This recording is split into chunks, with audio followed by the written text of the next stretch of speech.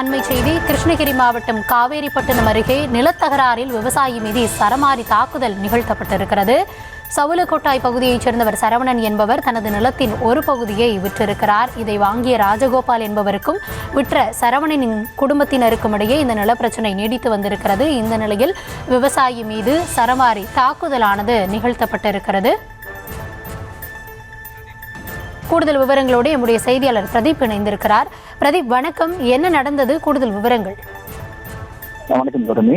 கிருஷ்ணகிரி மாவட்டம் காவேரிப்பட்டினம் பட்ட சவுத்தவள்ளி கிராமத்தை சேர்ந்தவர் சரவணன். இவருடைய வீடுகள் இருக்கும்போது சில வருடங்களுக்கு முன்பு அதே பகுதியைச் சேர்ந்த ராஜகோபால் என்பவருக்கு அவருடைய நிலத்திலிருந்து ஒரு பகுதியை ராஜகோபாலுக்கு விட்டுள்ளார்.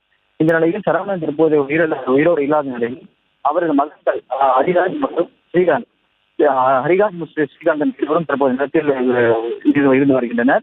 இந்த நிலையில் ராஜகோபாலின் மகன் மைக்கேல் ராஜ் என்பவர் தனது தந்தை வாங்கிய நிலத்தில் பகுதி வேண்டும் என கடந்த சில ஆண்டுகளாகவே நிலத்திற்கானது பிரச்சனை ஏற்பட்டு வந்துள்ளது.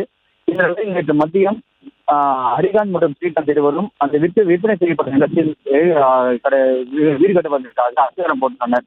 அப்போது அந்த பகுதிக்கு வந்த ராஜகோபாலின் மகன் மைக்கேல் ராஜ் அங்கு அமைக்கப்பட்டுள்ள அஸ்திவாரத்தை கடப்பாறையை கொண்டு இடிக்க முயன்றுள்ளார். அப்போது அங்கிருந்த ஹரிராஜ் மற்றும் ஸ்ரீகாந்த் இருவரும் மைக்கேல் ராஜை கம்பியால் சமமாரியாக தாக்கியுள்ளார். இதில் உடனடியாக பொதுமக்கள் விலக்கி காயமடைந்த மைக்கேல் ராஜை கிருஷ்ணகிரி அடுத்து மருத்துவக் கல்லூரி மருத்துவமனைக்கு அனுமதிக்கப்பட்டனர். அந்த அவருக்கு தலையில் பலத்த காயங்களை போட்டு சிகிச்சை அளிக்கப்பட்டு வருகிறது. இந்த சம்பவம் குறித்து தற்போது காவேரிப்பட்டினம் போலீசார் வழக்கு பதிவு விசாரணை மேற்கொண்டு வருகின்றனர். நிலப்பிரச்சனை காரணமாக இரு தரப்பினரிடையே ஏற்பட்டு ஒரு விவசாயியை தரமறியாக தாக்கும் வீடியோ தற்போதைய பகுதிகளில் சமூக வலைத்தளங்கள் வேகமாக பரபரப்பு ஏற்படுத்தியுள்ளது.